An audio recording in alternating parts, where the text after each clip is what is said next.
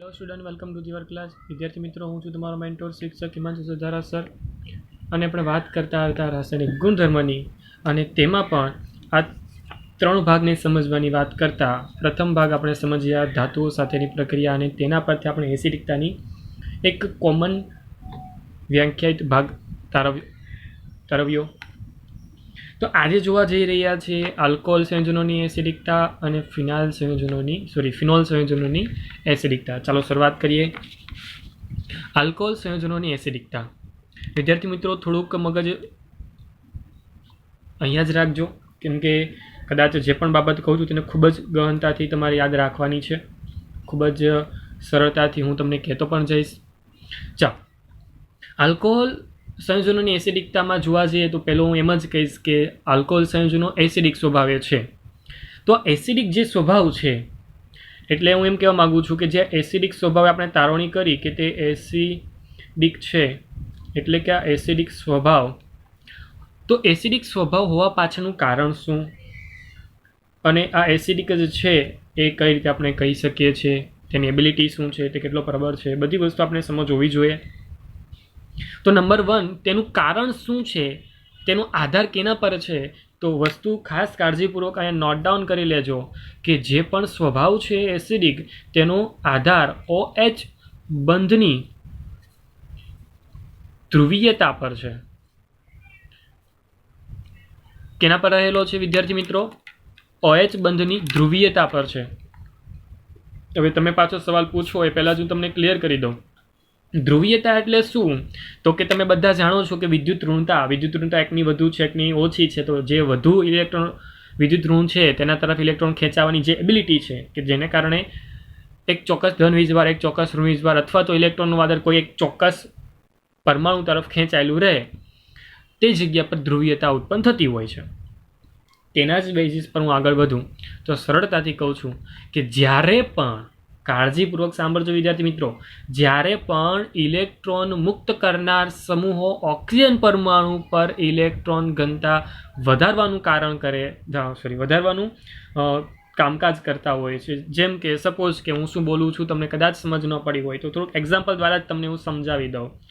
સમજો કે તમારી પાસે CH3 છે, તમારી પાસે C2H5 છે, મતલબમાં ઇથાઇલ, મિથાઇલ, આ જેટલા પણ સંયોજનો છે, આવા જેટલા પણ સંયોજનો કે જે ઇલેક્ટ્રોન મુક્ત કરનાર સમૂહ કહેવાય, ઇલેક્ટ્રોન મુક્ત કરનાર સમૂહ કહીએ. તો એ ઇલેક્ટ્રોન મુક્ત કરનાર સમૂહ શું કરશે? તો કે ઓક્સિજન પરમાણુ પર ઇલેક્ટ્રોનની ઘનતા શું કરશે વિદ્યાર્થી મિત્રો? વધારે છે. ફરી એકવાર ક્લિયર શબ્દમાં બોલી દઉં છું કે જ્યારે પણ આ ઇથાઇલ, મિથાઇલ જેવા કાર્બનિક સંયોજનો હોય કે જે ઇલેક્ટ્રોન મુક્ત કરવાની એબિલિટી ધરાવે છે, તેને કારણે તે સામાન્ય રીતે જે પણ તેની સાથે જોડાયેલો જે આ ઓક્સિજન હોય, સ્વાભાવિક છે ને કે ROH આવી રીતે સંયોજન બને. તો આ જે છે આવા કાર્બનિક ભાગોનો બનેલો હોય તો ઇલેક્ટ્રોન દાન કરવાની એબિલિટી ધરાવે. એટલે અહીંયા ઇલેક્ટ્રોનનું વાદળ વધતું જાય, ઇલેક્ટ્રોનનું વાદળ વધે એટલે આપણે એમ બોલીએ શું? ઇલેક્ટ્રોન ઘનતા વધે છે. જ્યારે પણ ઇલેક્ટ્રોન ઘનતા વધે તો શું થાય? તો કે જે પણ આ ઓક્સિજન હાઇડ્રોજન બંધની ધ્રુવીયતા જે પણ હોય, શું હોય? ધ્રુવીયતા તે વધતી જાય. ધ્રુવીયતા જે હશે તે ઘટતી જશે. શું થશે? ધ્રુવીયતા ઘટતી જશે. ફરી એકવાર બોલું છું, જો ઘનતા વધે છે તો ધ્રુવીયતા ઘટે છે, અને ધ્રુવીયતા જેમ ઘટતી જાય, મેં વાત કરીને કે તેના પર આધાર હોય, જો ધ્રુવીયતા ઘટતી હોય તો સ્વાભાવિક છે કે એસિડિક પ્રબળતા પણ શું થશે? ઘટશે. એટલે હું અહીંયા લખી દઉં છું કે એસિડની પ્રબળતા શું થાય છે? ઘટે છે. ચાલો, તો આપણે સરળતાથી કહી શકીએ છીએ કે એસિડની પ્રબળતા ઘટી ગઈ. ફરી એકવાર કહું તો એમ જ સિમ્પલ લોજિક છે કે ઇલેક્ટ્રોન મુક્ત કરનાર સમૂહ હોય, તો ઘનતા વધારી દેશે ઓક્સિજન પરમાણુ તરફ. ઓક્સિજન પરમાણુ પર ઇલેક્ટ્રોનની ઘનતા વધી જશે તો એની ધ્રુવીયતા ઘટી જશે. ધ્રુવીયતા ઘટી જશે, ઘનતા વધે, ધ્રુવીયતા ઘટે. અને જો ધ્રુવીયતા ઘટી જાય તો એસિડની જે પણ પ્રબળતા છે તે પણ ઘટી જાય. ક્લિયર? સમજ પડી ગઈ? ચાલો, આના બેઝિસ પર હું તમને ક્લિયર કોન્સેપ્ટ કહી દઉં. તો એ પ્રાથમિક, દ્વિતીયક અને તૃતીયકનો છે. કઈ રીતે? જોજો, થોડુંક સમજો. સમજો કે તમારી સાથે જોડાયેલો સમૂહ OH સાથે જોડાયેલો સમૂહની વાત કરી દો તો આ કંઈક RCH2OH છે. હવે એને વધારી દઉં કે દ્વિતીયક પ્રકારનો કરી દો OH. હવે હું એને તૃતીયક પ્રકારનો OH કરી દઉં. હવે તમે જ મને કહી શકો છો કે આ પ્રાથમિક પ્રકારનો આલ્કોહોલ છે, આ દ્વિતીયક પ્રકારનો ને આ તૃતીયક પ્રકારનો, અને મને સરળતાથી તમે જ કહેશો કે આમાં એબિલિટી જોવા જઈએ ને, ધ્રુવીયતા જોવા જઈએ, અથવા તો જે ઇલેક્ટ્રોનની ઘનતાની વાત કરીએ છીએ તે જોવા જઈએ. વિચારો કે એસિડની પ્રબળતાનો ક્રમ શું હશે?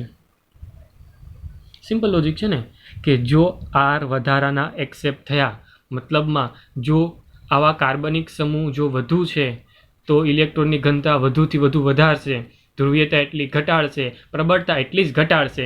તો સૌથી વધુ અહીંયા કાર્બનિક ભાગ હોય તો અહીંયા છે ને 3 અલગ અલગ R જોડાયેલા છે.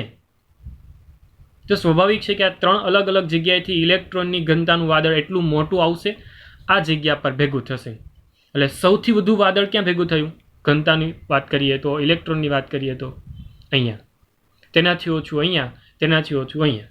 ધેટ મીન્સ એસિડની પ્રબળતા જ્યારે વિચારવા જઈએ તો કંઈક આ રીતે આપણે તેને એક્સપ્લેન કરી શકીએ છીએ. મીન્સ શું છે આનો મતલબ? શું છે આનો મતલબ? એવો જ રહેશે કે તમારી સાપેક્ષ જ્યારે પ્રાથમિક પ્રકારનું આપવામાં આવે તો એની એસિડિકતા કરતાં દ્વિતીયકની એસિડિકતા ઘટી જાય છે. દ્વિતીયકની જે પણ એસિડિકતા ઘટી હોય તેનાથી બહુ જ વધારે એસિડિકતા ઘટી જાય છે તૃતીયકની. તો એક ક્રમ થઈ ગયો તૈયાર કે જેના દ્વારા તમે સરળતાથી સમજી શકો છો. That's it. ક્લિયર? આઈ વિશ કે તમને બાબત સરળતાથી સમજાઈ હશે. જો આ બાબત તમને સરળતાથી સમજાય છે તો જ હું આગળ જઈ શકું છું.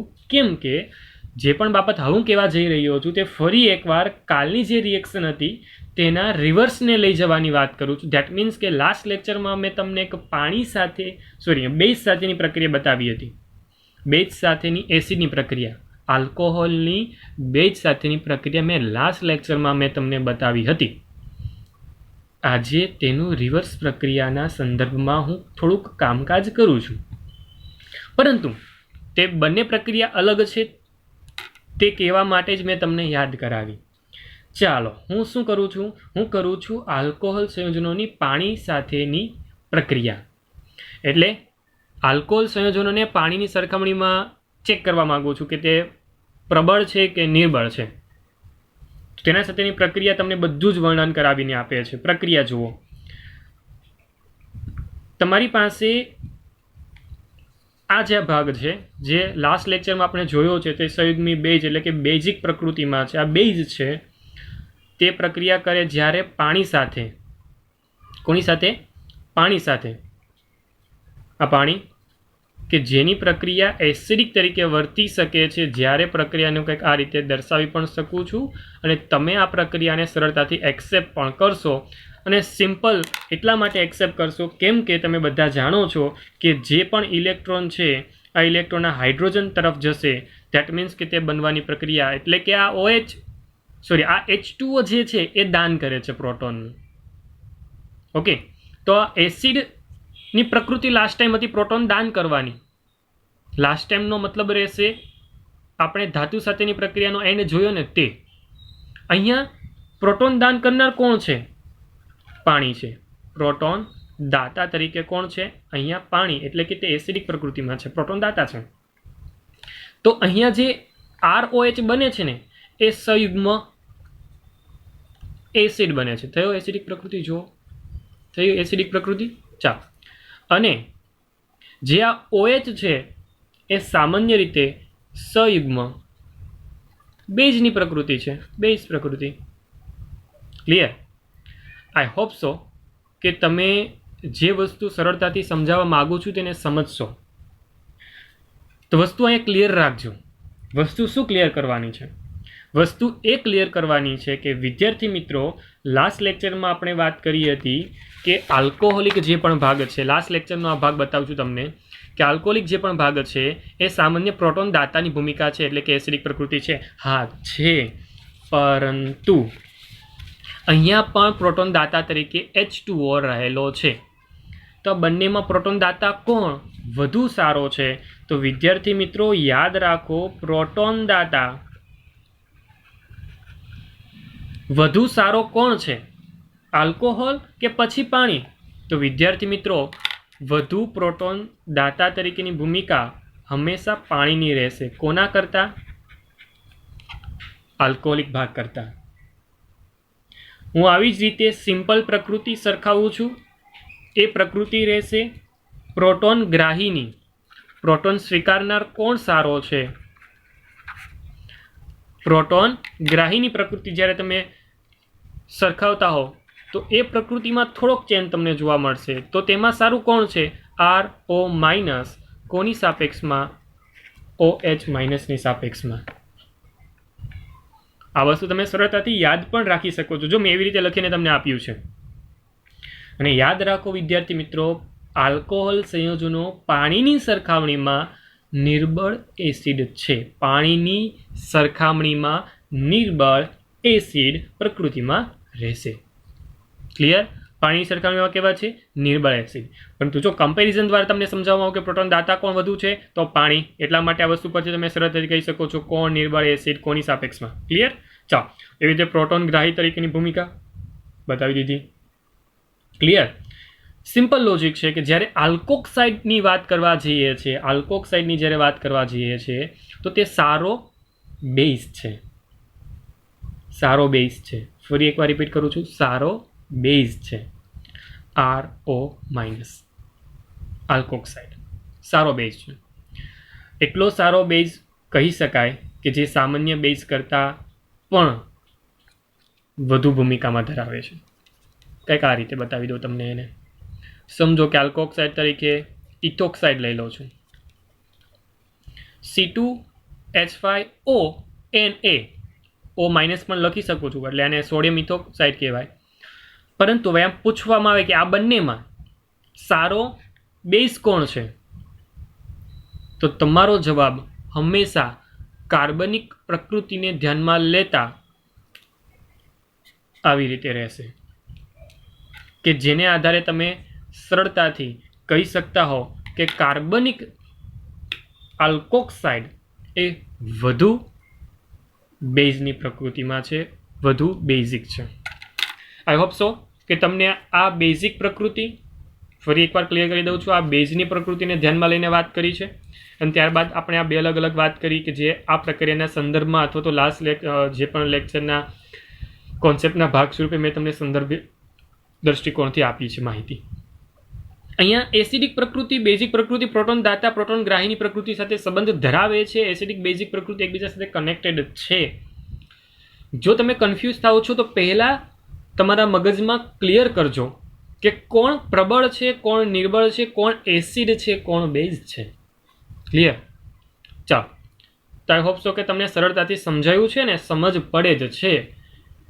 તો આ વાત હતી આપણી આલ્કોહોલ સંયોજનોની એસિડિકતા વિશેની. સ્વભાવનો આધાર તો ધ્રુવીયતા પર રહેલો છે અને ધ્રુવીયતાની આગળ જો વિચારવા જઈએ તો આપણે રિએક્શનને વિચારી શકીએ છીએ, જે રિએક્શન દ્વારા મેં તમને સરળતાથી સમજ આપી. ચાલો, પરંતુ વાત કરીએ નેક્સ્ટની, એટલે કે ફિનોલ સંયોજનોની એસિડિકતાની. ચાલો, ફિનોલ સંયોજનની હવે એસિડિકતા વિશે વાત કરવા જઈએ છીએ.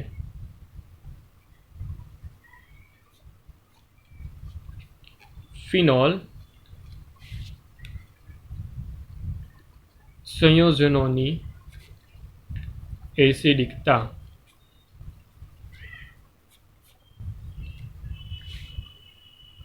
ફિનોલ સંયોજનોની એસિડિકતાનો સ્વભાવ કેવો છે? બધા જ જાણો છો કેવો છે? એસિડિક છે. ચાલો, ખૂબ જ સરળતાથી સમજીએ, સારી રીતે સમજીએ તો સરળતાથી સમજતા એટલું જ કહી શકું છું કે ધાતુ સાથેની પ્રક્રિયા કરી હવે અને ધાતુ હાઇડ્રોક્સાઇડ સાથે પણ પ્રક્રિયા કરેલી. ધાતુ સાથેની પ્રક્રિયા અને ધાતુ હાઇડ્રોજન સાથેની હાઇડ્રોક્સાઇડ સાથેની પ્રક્રિયા આપણે આગળ ઓલરેડી કરી ગયા છીએ કે જેમાં તમે સરળતાથી તેનો એસિડિક સ્વભાવ જોયો છે. તો હવે હું વાત કરું એ ફિનોલની અંદર રહેલા બેન્ઝીન ચક્રને અનુલક્ષીને. વસ્તુ સમજતા જજો. વાત કરી રહ્યો છું ફિનોલમાં બેન્ઝીન વલયની. બેન્ઝીન વલય કે જે ઇલેક્ટ્રોન આકર્ષવાની એબિલિટી ધરાવે છે, ઇલેક્ટ્રોન આકર્ષવાની પ્રકૃતિમાં છે તે. અને તમે બધા જાણો છો કે જે પણ સંકરણ થાય છે કાર્બનનું ત્યાં કેવું છે, હાઇડ્રોક્સી સમૂહ જોડાયેલો છે તે કેવો છે. આ બધી વસ્તુ સમજવા માટે ફટાફટ તમને હું સમજાવી દઉં તેના કોન્સેપ્ટ. બેન્ઝીનની પ્રકૃતિ છે એટલે તે ઇલેક્ટ્રોન આકર્ષક સમૂહ તરીકેની ભૂમિકા ધરાવે છે. સાથે એમ પણ કહીશું કે જે કાર્બન છે એ કાર્બન sp2 પ્રકારનું સંકૃત કાર્બનની ભૂમિકામાં છે. અને જો એમાં રહેલું જે સસ્પંદન છે કે જેના દ્વારા તમે બધી જ વસ્તુ સમજી શકો છો, એ સસ્પંદન દ્વારા એ વીજભાર વિતરણની પણ વસ્તુ તમે સમજી શકો છો કે જે વીજભાર જે OH સમૂહ પર આવે છે તે ધન વીજભારિત રીતે વર્તે છે. કઈ રીતે? હું ફટાફટ સસ્પંદન પણ તમને બતાવી શકું છું. સસ્પંદનને સમજીએ. પહેલું સ્ટ્રક્ચર ખાસ કાળજીપૂર્વક લઈ લઈશું. તમારી પાસે આ O, આ H અને કદાચ તૈયાર થયું ફિનોલ. તો આ જે એક્સ્ટ્રા ઇલેક્ટ્રોન છે તે આના તરફ ટ્રાન્સફર થશે, આ બંધના ઇલેક્ટ્રોન આ કાર્બન તરફ ટ્રાન્સફર થશે. ધેટ મીન્સ કે બીજું સ્ટ્રક્ચર તૈયાર થશે. સસ્પંદનનો પહેલો ભાગ તૈયાર થયો. સસ્પંદનનો પહેલો ભાગ તૈયાર થાય એટલે તમે બધા જ જાણો છો તે મુજબ અહીંયા તૈયાર થયા ડબલ બંધ. આ ઓક્સિજન જેમનો તેમ અહીંયા આવી જાય છે પ્લસ ચાર્જ, કેમ કે 2 ઇલેક્ટ્રોન દાન કરીને આ ડબલ બંધની ભૂમિકામાં ભજવે છે એટલા માટે. અને બાકીના 2 ઇલેક્ટ્રોન જેમના તેમ આ જગ્યા પર ઇલેક્ટ્રોન આવવાને કારણે અહીંયા આવી ગયો માઇનસ ચાર્જ. તો હજી પણ આગળ બંધ તૈયાર થશે. ધેટ મીન્સ કે આ ઇલેક્ટ્રોન બંધ બનાવવા માટે તૈયાર થાય છે. આ બંધ તૂટીને તેના ઇલેક્ટ્રોન અહીંયા ટ્રાન્સફર થાય છે. ધેટ મીન્સ કે પછીનું સંયોજન તૈયાર થાય છે. પછીનું સંયોજન તૈયાર કરવા માટે હું કંઈક આ રીતે તૈયારી કરતો હોઉં તો અહીંયા ડબલ બંધ, આ જે પણ વસ્તુ ઉપર રહેલી છે આંશિક ધન વીજભાર સાથેની ભૂમિકા કે જે ઉપર રહેલી છે, ખાસ કાળજીપૂર્વક ભારપૂર્વક બોલું છું, આંશિક ધન વીજભારની ભૂમિકા કે જે ઉપર રહેલી છે તે જેમની તેમ અહીંયા બંધ બન્યો, અહીંયા જેમનો તેમ બંધ, અહીંયા ઇલેક્ટ્રોન જવાને કારણે માઇનસ ચાર્જ. તો જે પણ ઇલેક્ટ્રોન ફરી એકવાર આગળ તરફ ખસે છે, આગળ તરફ ખસે એટલે તમે જાણો છો તે અહીંયા આવશે. આ બંધના ઇલેક્ટ્રોન એ આ કાર્બન તરફ જશે અને સરળતાથી પછીનું બંધારણ તૈયાર થશે. પછીનું બંધારણ તૈયાર કરવા જાઓ એટલે તમે બધા જાણો છો તે મુજબ આ જેમનો તેમ આ ડબલ બંધ O, આ ઇલેક્ટ્રોન, આ H, આ પ્લસ જેમના તેમ, પરંતુ અહીંયા બંધ બને છે અને તમે બધા જાણો છો તે મુજબ આ કાર્બન કે જે ઇલેક્ટ્રોન આવે છે ત્યાં આવી ગયો માઇનસ ચાર્જ. હવે જે પણ માઇનસ ચાર્જ આવે છે તે પણ હજી આગળ વધે છે, હજી પણ આગળ સસ્પંદન પામે છે અને તે અહીંયા આવે છે એટલે કે આ જગ્યા પર આવે છે. અને સરળતાથી જે આ ઇલેક્ટ્રોનની પ્રકૃતિ છે, મતલબમાં ડબલ બંધની પ્રકૃતિ છે, તે ફરી એકવાર પોતાના જે પણ ઓક્સિજન પાસે જવાની એબિલિટી જે ધરાવે છે એને કારણે પછીનું સંયોજન એટલે કે લાસ્ટ સંયોજન બને છે. જે કંઈક હું આ રીતે તમને દર્શાવી શકું છું. બંધ આ 3 બનવાને કારણે ત્યારબાદ આ મૂળ સંયોજન તમને પાછું મળ્યું. જોઈ શકો છો સરળતાથી મેં તમને સમજાવીને અને એકદમ સિમ્પલ વર્ડ્સ સાથે કહ્યું છે. તમને પણ આ જ રીતે સરળતાથી સમજાવતા મને આવડતું હોવું જોઈએ. ક્લિયર? આઈ હોપ સો કે તમને આ વસ્તુ સસ્પંદનને કારણે થતી હોય તે સમજાય. ફરી એકવાર અને ખૂબ જ કાળજીપૂર્વક કહી રહ્યો છું, જ્યારે પણ સસ્પંદન થાય છે તો સસ્પંદનને કારણે શું થાય છે તો કે OH પર ધન વીજભાર આવે છે. OH કેવો થઈ જાય છે? ધન વીજભારિત થઈ જાય છે. આ વસ્તુને ખાસ યાદ રાખવાની થશે. OH ધન વીજભાર થાય છે, આંશિક ધન વીજભાર તેના પર સામેલ થાય છે. આ સસ્પંદન તમારા માટે ખૂબ જ જરૂરી હતું, ખૂબ જ જરૂરી. સાથે સાથે આપણે તેને સમજી પણ લીધું. ચાલો આગળ તરફ વધીએ. હવે OH સમૂહનો જે પણ ઓક્સિજન પરમાણુ છે જે આંશિક ધન વીજભાર તરીકેની ભૂમિકા ભજવે છે, કે જેને કારણે વસ્તુ તમે સમજી, જે અગત્યની બાબત અહીં આપણે લખી વર્ણનમાં લીધી તે પણ જરૂરી હતી. ઓકે, તો આ તેના બેઝિક બેન્ઝીન વલયને આધારે કે જે ઇલેક્ટ્રોન આકર્ષક સમૂહ તરીકે વર્તે છે. ચાલો હું આગળ વધું. ફરી એકવાર આગળ વધ્યો હું. આગળ વધીશ એટલે વાત કરીશ ફિનોલની જલીય સોડિયમ હાઇડ્રોક્સાઇડ સાથેની પ્રક્રિયા. જો ફિનોલ તમારી પાસે છે અને તેની પ્રક્રિયા જલીય NaOH સાથે કરું છું, સોડિયમ હાઇડ્રોક્સાઇડ સાથે કરું છું, ત્યારે પ્રક્રિયા તમને શું અનુભવ કરાવે છે, શું સૂચવે છે? તો એ તમને સરળતાથી બનાવીને આપશે. શું આપશે? Sodium phenoxide. આ બધું યાદ હોવું જોઈએ. સોડિયમ ફિનોક્સાઇડ અને સાથે સાથે પાણી H2O, જે આપણે લાસ્ટ વારંવાર આપણે પ્રક્રિયા કરી છે. તો અહીંયા જે પ્રક્રિયા બને છે તે તમને શું સૂચવે છે? હું વારંવાર બોલું, શું સૂચવે છે? એ સૂચવે છે કે ફિનોલ સંયોજનો આલ્કોહોલ અને પાણી કરતાં પ્રબળ એસિડ છે. પ્રબળ એસિડ છે. કોના કરતાં? આલ્કોહોલ અને પાણી કરતાં. ધેટ મીન્સ કે જો પ્રબળતાનો ક્રમ હું અહીંયા દર્શાવવા જતો હોઉં ફિનોલ અને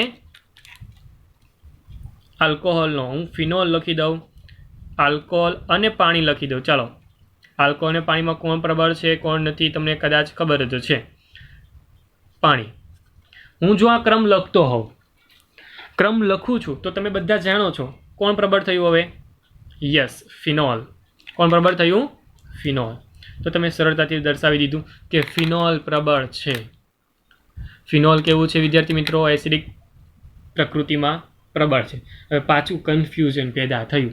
શું કન્ફ્યુઝન સર છે અહીં? અમને તો કોઈ કન્ફ્યુઝન લાગતું જ નથી. કન્ફ્યુઝન એ બાબતનું છે કે સરે કહ્યું છે કે અહીંયા એસિડિકતાની જે પણ એબિલિટી છે તે વધી જાય છે એરોમેટિક સ્ટ્રક્ચરની અંદર. તો થયું શા માટે? શા માટે તે વધુ એસિડિક છે? શા માટે ફિનોલ કે જે એરોમેટિક સ્ટ્રક્ચર છે તે વધુ એસિડિક પ્રકૃતિમાં આવી જાય છે? શા માટે? ચાલો, તેના માટે થોડીક એવી અલગ પ્રકૃતિમાં આપણે આગળ વધીએ, અલગ રીતે તેને સમજીએ. વિદ્યાર્થી મિત્રો, કદાચ કન્ફ્યુઝ થવાનો માહોલ તૈયાર થતો હોય તો કન્ફ્યુઝ ન થતા અહીંયા એક જ વિધાન લખ્યું છે. એ વિધાન એટલે કે ફિનોલ જે આલ્કોહોલ કરતાં એસિડિક કેરેક્ટરને ધ્યાનમાં લઈને મેં ફિનોલને વધુ એસિડિક બતાવ્યો છે. તો તેની પાછળનું કારણ શું છે હું તમને કારણ સમજાવવા માગું છું. ખાસ કાળજીપૂર્વક સાંભળજો. જ્યારે પણ તમે આલ્કોહોલ સંયોજનોનું શું કરો છો? આયનીકરણ કરો છો. આલ્કોહોલ સંયોજનનું આયનીકરણ કરો તો R- બન્યું, આ H+ તૈયાર થયું. અને એવી જ રીતે આ ફિનોલ સંયોજન લીધો મેં, આ OH, અને અહીંયા આયનીકરણ કરું છું ને તો તમને અહીંયા સરળતાથી O- બને છે અને અહીંયા H+ છૂટો પડે છે, જેમ ઉપર છૂટો પડ્યો તેમ. આયનીકરણ બંનેનું સમાન રીતે થાય છે. ચલો, બનાવી દીધું, સમાન રીતે થાય છે. પરંતુ જ્યારે ફિનોલની વાત થાય તો અહીંયા સ્પેશિયલ વસ્તુ કંઈક છે જે મેં ઉપર પણ દર્શાવ્યું છે. એ સ્પેશિયલ વસ્તુને ફરી એકવાર હાઇલાઇટ કરું છું, ફરી એકવાર તમને સમજાવવા માંગીશ. ચલો, ખાસ કાળજીપૂર્વક સમજતા જજો. જે પણ કાર્બન અને OH એટલે કે હાઇડ્રોક્સાઇડ વચ્ચેનો જે પણ બંધ તૈયાર થાય છે એ બંધ તમારા માટે કંઈક અગત્યનો છે. કેમ અગત્યનો છે? સમજતા જજો. કેમ કે જે બંધ છે કાર્બન ઓક્સિજન વચ્ચેનો, તે બંધ સામાન્ય રીતે sp2 સંકૃત કાર્બન ધરાવે છે. sp2 સંકૃત કાર્બનનો મતલબ એમ છે કે તે વધુ સરળતાથી છૂટો પડવાની શક્યતા અહીંયા ઘટી જાય છે.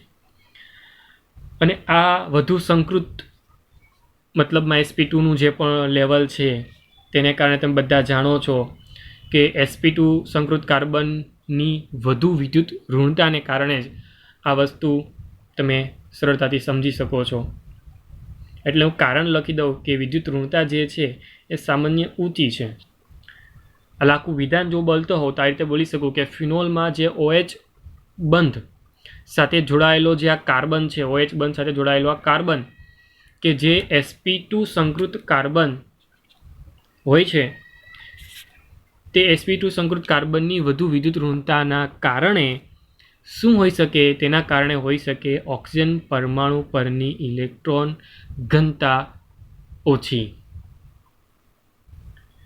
ફરી એકવાર બોલું છું, જે આ કાર્બન છે તે sp2 પ્રકારનો છે અને તેની વિદ્યુત ઋણતા ઊંચી છે. વધુ વિદ્યુત ઋણતા ઊંચી હોવાને કારણે ઓક્સિજન પરમાણુ પરનો ઇલેક્ટ્રોન ઘનતા ઘટી જાય છે. ફરી એકવાર બોલું છું, ઓક્સિજન પરમાણુ પરથી ઇલેક્ટ્રોન ઘનતા ઘટી જાય છે. ફરી એકવાર બોલું છું, ઇલેક્ટ્રોન ઘનતા ઘટે છે. વારંવાર એકને એક વસ્તુ બોલવા પાછળનું કંઈક રીઝન છે. રીઝન એ જ છે કે જો ઘનતા ઘટી જાય તો OH બંધની ધ્રુવીયતા યાદ કરો શું થાય? ધ્રુવીયતા વધી જાય, કેમ કે ઘનતાથી વિરુદ્ધ કામકાજ કરે અને ઘનતાથી વિરુદ્ધ જેમ કામકાજ કર્યું ને ધ્રુવીયતા વધી, ધ્રુવીયતા વધે છે તો સ્વાભાવિક છે કે એસિડિક પ્રકૃતિ અહીંયા વધતી હશે. કદાચ તમે આ વસ્તુ સરળતાથી હવે સમજ્યા હશો. ફરી એકવાર બોલું છું, sp2 સંકર કાર્બનને કારણે અથવા એમ કહી શકાય sp2 સંકૃત કાર્બનની વધુ વિદ્યુત ઋણતાને કારણે ઓક્સિજન પરમાણુ પરનો ઇલેક્ટ્રોનની ઘનતા ઘટી જાય છે. ખાસ વાત કરીએ છીએ ફિનોલ માટે, આલ્કોહોલ માટે નહીં. ફિનોલની અંદર આ વસ્તુ થાય છે, sp2 સંકરણ ફક્ત ને ફક્ત અહીંયા જ જોવા મળે છે કે જેને કારણે ઘનતા ઘટી જાય છે અને OH બંધની ધ્રુવીયતા વધતી જાય છે. અને સરળતાથી તમે અહીંયા સરખામણી પણ કરી શકો છો કે જેને પરિણામે જો આયનીકરણની વાત કરતા હો, તો સરળતાથી હું કહી શકું છું કે આયનીકરણ આલ્કોહોલ અને ફિનોલ, જો બંનેમાં આલ્કોહોલ અને ફિનોલની અંદર જો સરખામણી કરવા જાય તો આલ્કોહોલની સરખામણીમાં ફિનોલનું આયનીકરણ વધારે થાય છે. એટલે સરળતાથી હું આ વિધાનને પણ એક્સપ્લેન કરીને લખી શકું છું કે અહીંયા ફિનોલ જે છે એ સરળતાથી આયનીકરણ પામી શકે છે. પરંતુ વિદ્યાર્થી મિત્રો ખાસ યાદ રાખજો, પરંતુ જ્યારે શબ્દ મારો આવે ને તો હું એ કંઈક અલગ કહેવા માગતો, પરંતુ યાદ રાખવા જેવી બાબત અહીંયા એ આવે છે કે તમારી પાસે રહેલો આલ્કોહોલમાંથી બનતો RO- અને ફિનોલમાંથી બનતો ફિનોક્સાઇડ આયન એટલે કે બેન્ઝીન પર O-, આ બંનેની સ્ટેબિલિટી જ્યારે ચેક કરવામાં આવે, બંનેની સ્ટેબિલિટી સ્થાયીતા ચેક કરવામાં આવે તો બંનેની સ્થાયીતામાં જોવા મળે છે કે અહીંયા કોની સ્થાયીતા વધુ હશે કે કોની સ્થાયીતા ઓછી હશે. જો આ વસ્તુની તપાસણી કરવામાં આવે, સ્થાયીતાની તપાસણી કરવામાં આવે તો અહીંયા ખૂબ જ અગત્યના રાજ ખુલે છે. શું થાય છે? કોણ વધુ સ્થાયી છે? વિચારો. એટલા માટે જ મેં પરંતુથી ચાલુ કર્યું છે. પરંતુથી ચાલુ કરીને જે વિધાન હું બોલું છું ખાસ કાળજીપૂર્વક સમજજો. સ્થાયીતાની મેટર અહીંયા ચાલુ થાય છે. સ્થાયીતામાં બેમાંથી કોણ વધુ સ્થાયી? વિચારો. આલ્કોક્સાઇડ વધુ સ્થાયી છે કે ફિનોક્સાઇડ વધુ સ્થાયી છે? તો વિદ્યાર્થી મિત્રો યાદ રાખજો કે આલ્કોક્સાઇડ આયનમાં ઋણ વીજભાર ધરાવતો ઓક્સિજન પરમાણુ હોય છે. ઋણ વીજભારિત કેવો હોય? ઓક્સિજન પરમાણુ, અને તે સ્થાનીકૃત થયેલો હોય. કેવો થયેલો હોય? સ્થાનીકૃત. ઓકે. જ્યારે પણ ફિનોક્સાઇડ આયનમાં ઋણ વીજભારિત વિસ્થાનીકૃત થયેલો હોય. સર શું બોલે છે? ન સમજ પડી સર, અમુક શબ્દને વાગોળે છે. જો તમે ઋણ વીજભારની વાત કરો છો તો આ સ્ટ્રક્ચરની અંદર તેનું સ્થાનીકૃત થયો હોય, પરંતુ જ્યારે આ સ્ટ્રક્ચરની અંદર તે વિસ્થાનીકૃત થયો હોય. જો ઇંગ્લિશમાં કહું ને તો લોકલાઇઝ થયો હોય અને ડિપ્લેસ થયો હોય. ક્લિયર? હવે આના અલગ અલગ શબ્દ તમે કદાચ જોયા હશે. વિસ્થાનીકૃત એટલે વિસ્થાપિત થયો છે, પણ એવી રીતે પણ બોલી શકીએ છીએ. વિસ્થાપિત થવું એટલે સમજો કે આમાં માઇનસ ચાર્જ જે છે ને તે ટકતો નથી, આમાં ટકી જાય છે. ગુજરાતીમાં સિમ્પલ ભાષામાં નોર્મલમાં આપણે વિચારી શકીએ આમાં ટકી જાય છે, આમાં ટકતો નથી. તો હવે આનું પાછળનું કારણ શું શીખવવા માગો છો સર? તમે સમજો ખાસ કાળજીપૂર્વક. વિસ્થાનીકૃત થવા પાછળનું કારણ શું છે? અથવા એમ કહી શકાય કે વિસ્થાનીકૃત થાય છે તેને જ કારણે, સાંભળજો, તેને જ કારણે તે વધુ સ્થાયી બની જાય છે, સ્થાયીતાની મેટરમાં તે આગળ નીકળી જાય છે. વિસ્થાનીકૃત થાય છે અને તેને કારણે તે સ્થાયી બને છે. અથવા તો સિમ્પલ ભાષામાં કહું તો સસ્પંદન દેખાય છે, સસ્પંદન થાય તો સંયોજન શું પ્રાપ્ત કરે? સ્થાયીતા પ્રાપ્ત કરે. દેટ મીન્સ સ્થાયીતા પ્રાપ્ત કરી વિસ્થાનીકૃત થવાને કારણે. અને સરળતાથી કહી શકાય કે ફિનોક્સાઇડ જે છે એ સામાન્ય રીતે સ્થાયી બને છે. ક્લિયર? અને જે ઋણ વીજભારનું વિસ્થાનીકૃત થવાને કારણે વધુ સ્થાયીતા મળી છે એ ફિનોલના આયનીકરણમાં સહાયકારક પણ બને છે. ફિનોલના આયનીકરણમાં પણ સહાયકારક બને છે. હવે આ બંનેની સ્થાયીતામાં કોણ વધુ સ્થાયી હશે? વિચારો તો. જો એક્ઝામ્પલ તરીકે બોલું છું, જો આની સ્થાયીતા વધુ હોય તો નિપજ આ બને? ના બને. નિપજ અહીંયાથી અહીંયા સુધી જવા માટે સ્થાયીતાની વધુ હોવી જોઈએ. તો એવું જ છે વિદ્યાર્થી મિત્રો, અહીંયા જો હું ફિનોલ દોરું OH સાથે અને ફિનોક્સાઇડ આયન દોરું O- સાથે, તો અહીંયા સ્થાયીતાની વાત કરીશ તો સ્થાયીતા ફિનોક્સાઇડ આયનની જ મારે વધુ બતાવવી પડશે. ડેફિનેટલી એ જ બતાવવી પડશે. સમજાયું? આઈ હોપ સો તમને આ સ્થાયીતાનું મૂલ્ય પણ તમને સરળતાથી સમજાયું હોય. આ વસ્તુ તો યોગ્ય છે જ, પણ સાથે આ પણ તમને સમજવાના દૃષ્ટિકોણથી સમજ હોવી જોઈએ, તો જ આ નિપજ તૈયાર થાય. ક્લિયર? ચાલો, આ વસ્તુ તમે ક્લિયર કરી તો સાથે સાથે ફિનોલના આયનીકરણની સહાયકારક પ્રકૃતિ વિસ્થાનીકૃત થવાને કારણે થઈ. આ બાબત મેં મને સરળતાથી બતાવી કે ફિનોલ ઓછો સ્થાયી છે. તો આગળ જે કહું છું તે પણ યોગ્ય રીતે સમજો. તમે સસ્પંદન જોયું, સમજ્યું. સસ્પંદન દ્વારા તમે બધા જાણો છો કે સસ્પંદન દ્વારા શું સમજો છો કે સસ્પંદન વારંવાર આપણે સમજીએ છીએ. સસ્પંદન એ જ ક્રિયા છે કે જે પોતાના સ્વરૂપને સ્થાયીતા તરફ લઈ જાય છે. તો એ સ્થાયીતાના મૂલ્યને અલગ અલગ રીતે આપણે વાગોળી શકીએ છીએ, અલગ અલગ રીતે સમજાવી શકીએ છીએ. સમજ મેળવવા માટે થોડાક એવા દ્રષ્ટાંતો તમારી સાપેક્ષ રજૂ કરીશ. એ પહેલાં તમારા માટે થોડુંક એવું નાનું એવું બંધારણ તમને દોરીને બતાવી દઉં કે જો તમારી પાસે આ O 1 2 3 4 અને આ માઇનસ, જો આવું સંયોજન હોય તો યાદ રાખજો, આ સંયોજન જો હોય તો યાદ રાખજો કે તમારી પાસે રહેલો આ માઇનસ ચાર્જ એ કુલ 3 જગ્યા પર ફરશે.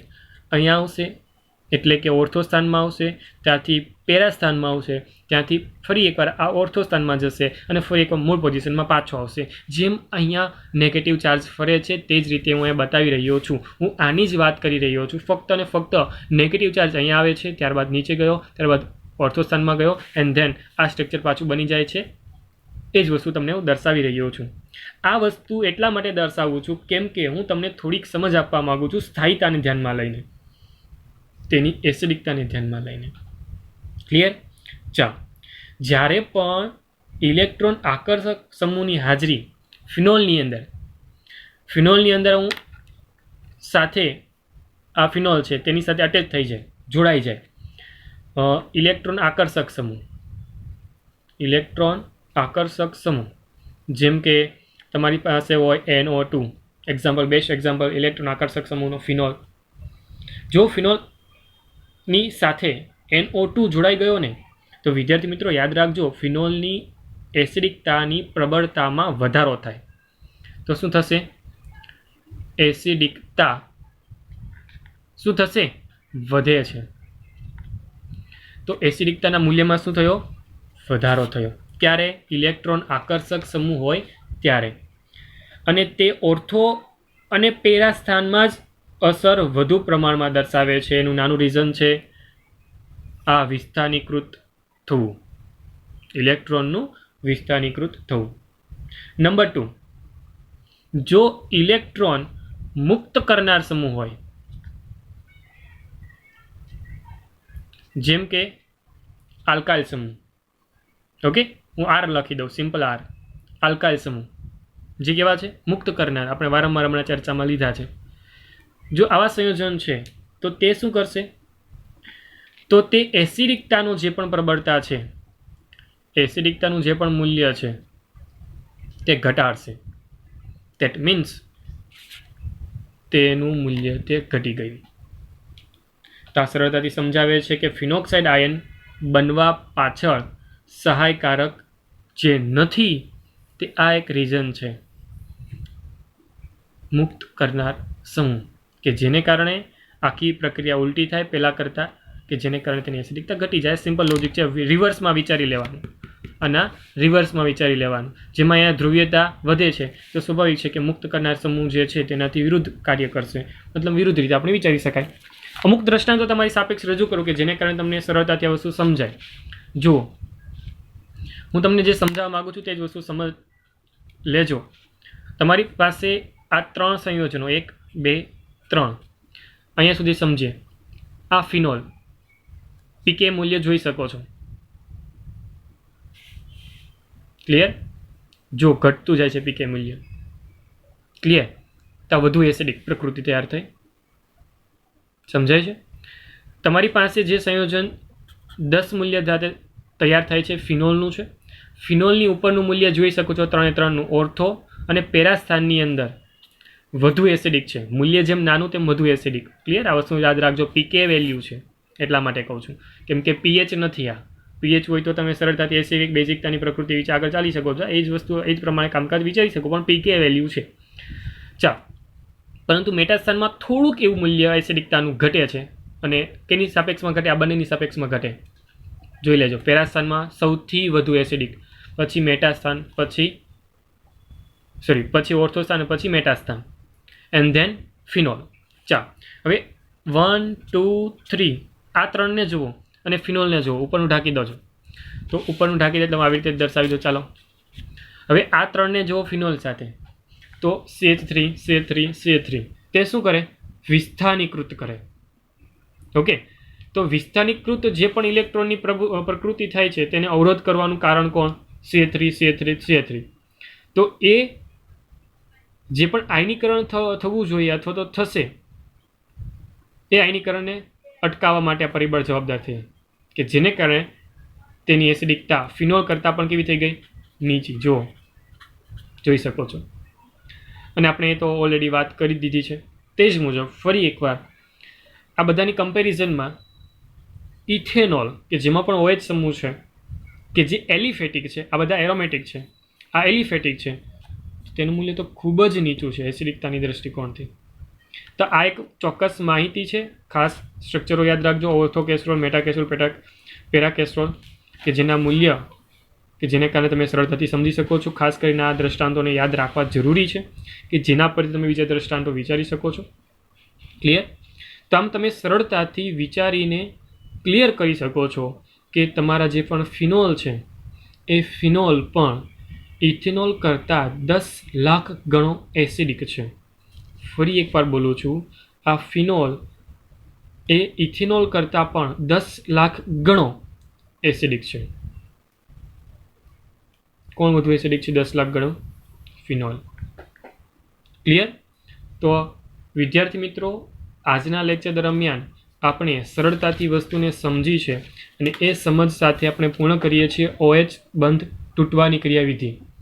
અને એ OH બંધ તૂટવાની સાથે જ આપણે સરળતાથી આપણે લેક્ચર પૂર્ણ કરીએ છીએ. આઈ હોપ સો કે તમને માહિતી સરળતાથી સમજાઈ હોય, અને જે પણ માહિતી ખાસ કાળજીપૂર્વક મારા દ્વારા આજના લેક્ચરમાં આપવામાં આવી છે એ તમારે ખાસ રિવિઝનના ભાગ છે એકવાર રીડિંગ કરવાની છે.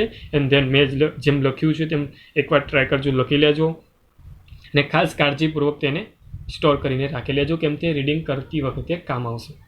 તો આજના લેક્ચરમાં બસ એટલું જ. ફરી એકવાર મળીશું નેક્સ્ટ લેક્ચર સાથે. ત્યાં સુધી મને રજા આપો. હું છું તમારો મેન્ટોર, શિક્ષક Himanshu Sardara sir. Thank you so much.